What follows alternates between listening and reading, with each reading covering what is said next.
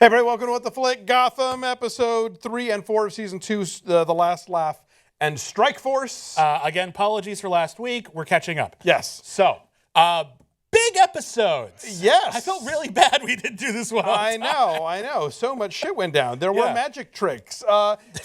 That's what you're focusing on, Yes, the magic totally. tricks. No, I'm kidding. Theo Galavan, I don't get how I find that he exudes such creepiness. His whole thing, it's like his whole, I will go up there and protect, and I think you should stop killing people, Jerome. Yeah. And it's like, who's buying this? I know it's politics and people are dumb, Yeah. but it's really kind of a stretch. A bit of a ham bone. And how terrible was that the press conference where he's giving it thank you for this key to the city or Medal of Honor or whatever the hell it is. There's a drive-by shooting, and then everyone's just like, anyway, as I was saying, I will run for mayor. No one's like, hey, we almost died. We're not going to lift up our microphones at the moment. It's Gotham. It's just another Tuesday in Forget Gotham. it, Alonso, it's Gotham. Exactly. Yeah. So now, okay, here's a thing I don't get. Cobblepot's mother was constantly in his orbit last season. Yes. How was he not paying attention long enough for her to get kidnapped? Well, remember, she found out that he was a criminal and they got a little estranged. Oh, that's right. They got Okay, you're right. I think it's just a little less. Fair enough. I'll buy that. Yeah. So we have the big charity magic show, which of course then turns into let's hold everybody hostage and almost kill some key characters of the show. Yes. And then kill Jerome. Yes. Which is a good way around having the Joker and not having the Joker. Right. So he was the Joker, but later on he'll inspire the actual Joker. Exactly, and a bunch of other people to be Joker-ish. That's not bad, actually. I like that we're getting to the Batman Beyond territory. We'll have roving gangs of Jokers. Right. I don't know that we needed a Joker inspiration, but whatever. It's fine. It's a cute little misdirect. No. I'm going to let him have it. Basically, no. It was a cool idea, and I'm sure they probably only got X number of Cameron Monaghan episodes because he's got to go do Shameless, so everybody's happy. Yes. Fair enough. All right. So then this week we are introduced to Silver St. Cloud in the most ludicrous way fashion possible. I'm dancing barefoot in a fountain. I'm so carefree. I'm going to represent things to you, Bruce. I'm a nymph,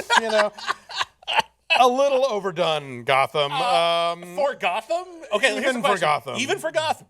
Wow. A little overdone, I want to say. Also, the shoes that Alfred gives Bruce to run home in, those are not running shoes. They're not like big clumpy tennis shoes. Okay. Maybe that's the point. I guess so. Maybe that's to flatten his arches. I don't know. Yeah, there you go.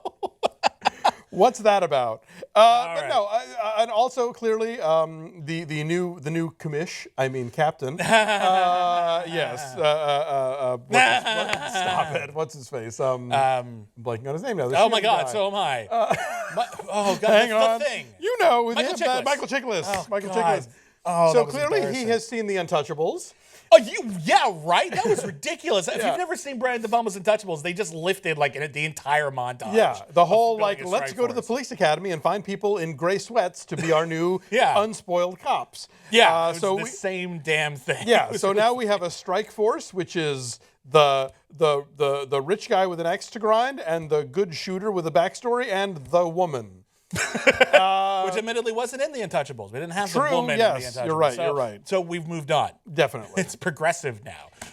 And then there's also the Edward Nygma date. Bit of an awkward date. A little bit.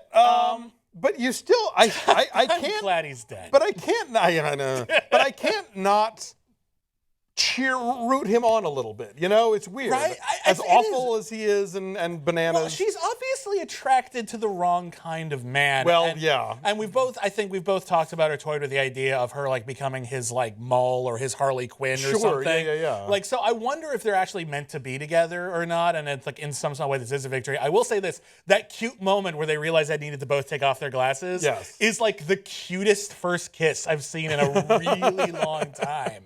I was actually like, oh.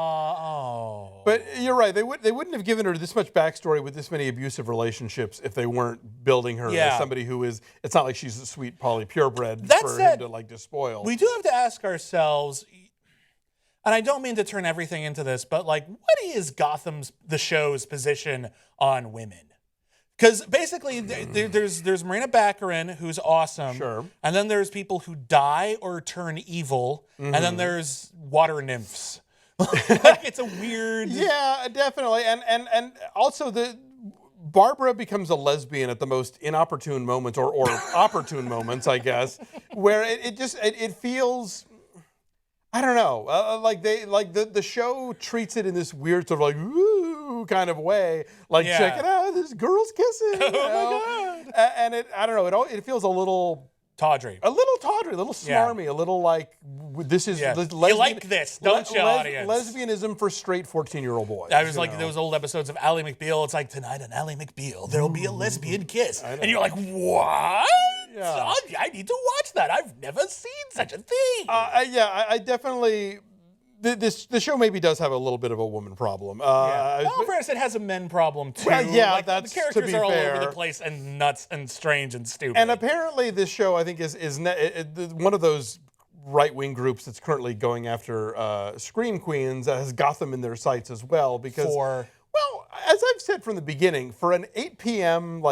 show. Yeah. It's a little dark. It's a little dark and a little violent at times. I'll give you that. Not that I'm complaining, but I could see where if you're the kind of person who's going to go after network TV for this sort of thing, this is kind of putting it on a platter. Yeah, this one's kind of asking for it a little bit. Like, what do you got? Exactly. Yeah.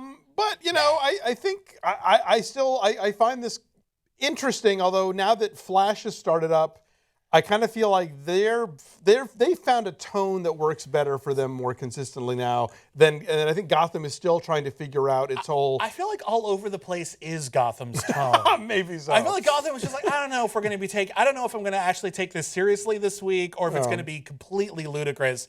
And you just never know. It's pick it out of a hat, basically. Yeah. It's like, and you'll actually giggle when Nigma has a kiss, but oh no, we're just going to rip off Untouchables and see if you notice. There you go. So always it's fun, always strange. Exactly. Yes, you're right. It's occasionally exasperating, but never dull. So we're in. We hope you'll be back with us next week.